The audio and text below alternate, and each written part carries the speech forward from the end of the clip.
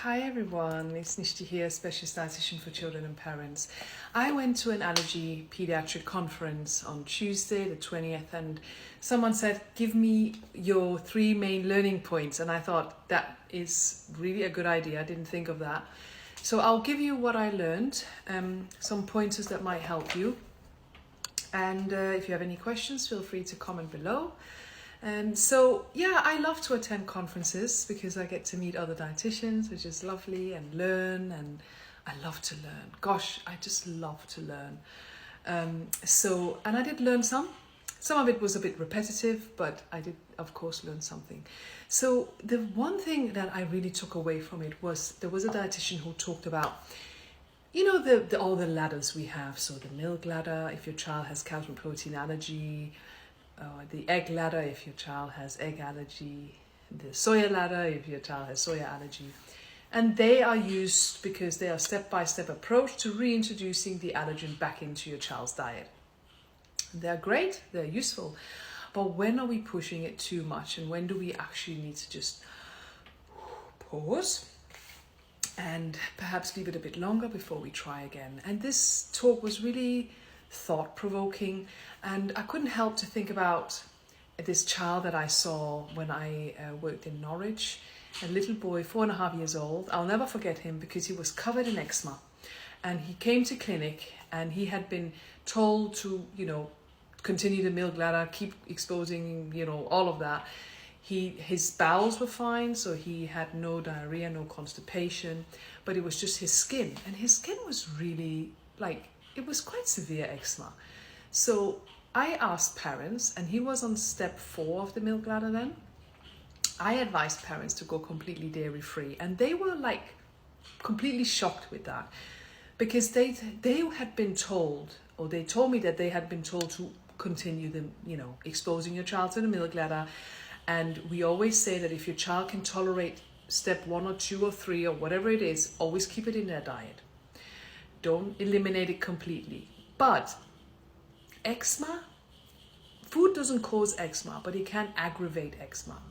So if a child has eczema, I personally, I need to just know, is the cow's milk actually causing any issue here? Is it causing a flare-up that we don't know of? So I asked him to go completely dairy free. And when I saw them back in clinic again, his eczema had cleared completely, unbelievably cleared. And I remember him because he was just a very beautiful, sweet little blonde boy. So I remember him very clearly. And that's when I advised parents, right, let's start the milk ladder again. Step 1. And step 1, he reacted, his eczema flared up. So that's when I told parents to, okay, we need to just breathe. The body's telling us something. The body is telling us, I am not ready. And you have been trying every 4 to 6 weeks to try and, continue the milk ladder and expose, but I'm actually not really doing so well. So I advised him to not introduce milk back into the diet for another 3 months. And parents were very happy with that, because it's a lot of effort, especially if your child is reacting, and he was so much better in himself. So we focused on optimizing his diet, looking at optimizing his gut health as well. And then after 3 months, we exposed him to the milk ladder again. By that time, I had gone, so I'm not sure what happened to this boy. But I loved this talk by this dietitian about the principle of when do we need to just pull back and not push it so much? And that's when West meets East.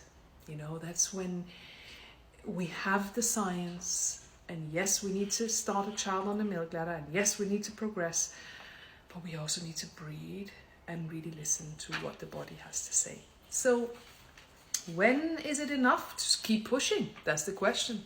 Only you and your healthcare professional will know that.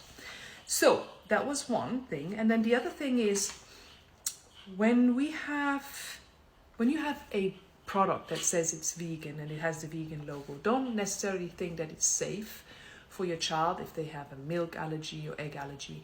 In fact, a lot of these products contain milk and egg, And they gave an example at the conference of this cream, that's this dairy-free cream, vegan cream. And actually a child reacted to it, and it turned out that it had a lot of milk protein in.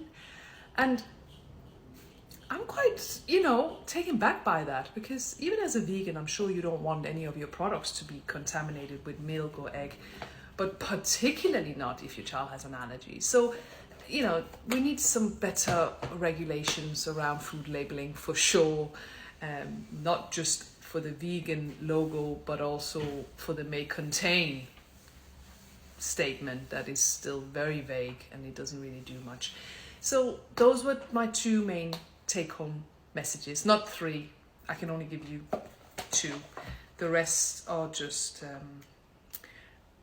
to me it's the same thing, but it may not be to you, but I'm just giving you my main pointers. So I hope that was helpful. If you have any questions, please comment below, and I'll see you all in the next video. These curls.